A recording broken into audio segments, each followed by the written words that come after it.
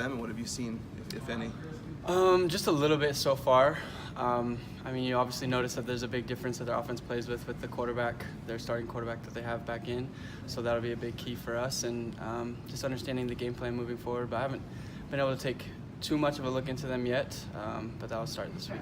From what you've seen on film, why do you think it makes such a big difference to have him in there? Because they're not a team that maybe throws a ton, but it seems like when he's in there, it just makes all the difference in the world. Yeah, just play with more confidence, and he's a playmaker. I mean, they got guys around him that are able to do their job as well, and so when you have somebody in there that's able to lead the offense, it makes a big difference for all of them.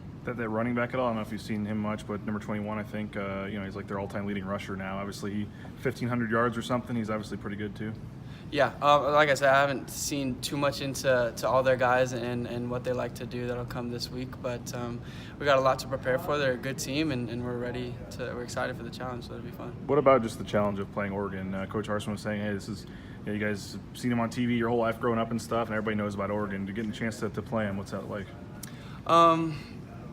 I think it'll be a really fun opportunity. I think really it should be the same as any team that we play, going forward with that mentality that they're a good team, and like you said, they're highly publicized and well known, and it'll be a good challenge for us, but we're excited for that, and it'll be good. You guys will be playing them basically coming off a bye week, as opposed to waiting a little bit longer during the bowl season. Do you look at that as an advantage, or maybe would you like to have a little more time?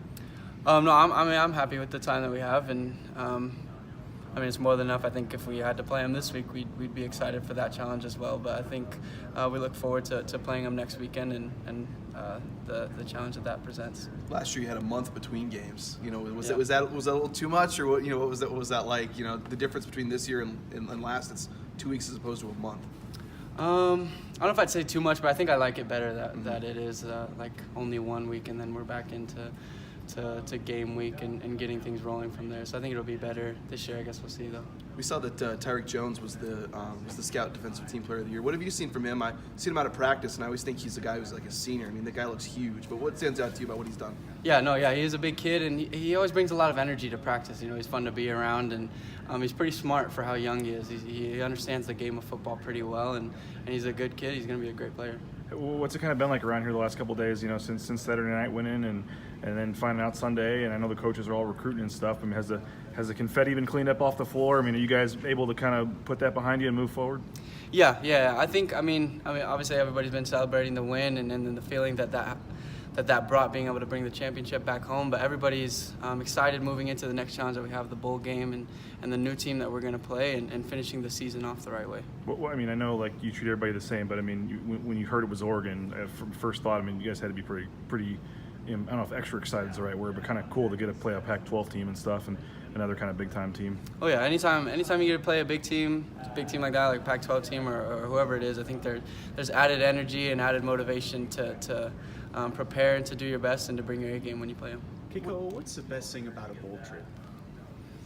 Shoot, I've only been a part of one, so I don't know too much. But last year it was a lot of fun. Just I feel like it's a good time to get a lot closer to your whole team and to be able to have those experiences because we go to the bowl early, and so we're all there together, and to be able to share that and just be able to play a team that you don't normally play in a place that you don't normally play as well. And so all of those things together, I'll provide for a pretty fun experience. How familiar are you with the whole LeGarrette Blunt punch and the whole kind of I want to say rivalry, but it was only 2 games that Oregon and Boise State played? Yeah, I know about the punch. I don't know too much other than that. But I know that there's been some contention between the teams in the past, and it always creates for a fun game that way. Do you still feel it? Because people talk about it. That thing happened 8 years ago, but it still feels like there's still some rivalry there or something like that, even though you guys haven't played. What do you think that is? Harsin mentioned you guys recruit in similar fast places, and it's the Nike schools. What do you think it is? There still feels like there's a little bit of a rivalry almost. Yeah, in some sense, I feel like anytime that there's kind of a big event like that around it, there's always going to be talk and hype around certain things like that when somebody's punching somebody between different teams and there's fights starting up. There's always energy created around that, and to see where it'll go this year. Because I guess that's probably the last. That's the last image that's the last thing that basically happened when these two teams played, really. So yeah. I guess it's still fresh. And then defensively for you guys, the second halves have been so strong, and Andy obviously has been credited for his adjustments. What is it about you guys and about this defense. You've been able to do that in a couple games this year, like you did Saturday. Yeah, I think, like you said, that is a huge credit to Coach Avalos and him understanding what the offense is trying to do and the schemes that we're going to do to combat that. And also, we got a lot of guys that are going to play with heart throughout the whole game and are able to settle into the game and start to play from there. And so we want to focus on being able to start fast and maintain that throughout the whole game.